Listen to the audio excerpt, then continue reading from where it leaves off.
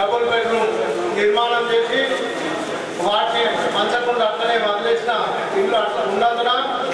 మన గౌరవ శాసనసభ్యులు అమదాపూర్ గ్రామానికి ఇచ్చేసినప్పుడు అక్కడ ప్రజల కోరిక మేరకు ఆ డబుల్ బెడ్రూమ్లను చూడడం జరిగింది. ఆ వాటిని వెంటనే పంచేయాల పేదలకు ఏదే మరియు గ్రామస్తులందరూ కలిసి పూర్తిగా ఏదైతే పేదరికంలో ఉన్న మహిళలకు ఇది డబుల్ బెడ్రూమ్స్ ఇవ్వాలా, మళ్ళా గ్రామ పంచాయతీ కార్మికులకు కూడా ఇవ్వాలనే ఒక ఉద్దేశంతో సబ్ కలెక్టర్ గారు మరి గ్రామస్తులందరూ కలిసి నిర్ణయించి ఈ లిస్టు తయారు చేయడం జరిగింది. అందరి ఆమోదంతో మీ అందరికీ ఈ రోజు గౌరవ శాసనసభ్యులు సుదర్శన్ రెడ్డి గారు ఇవ్వాలనే ఉద్దేశంతో ఈ రోజు లిస్టు వచ్చిన వెంటనే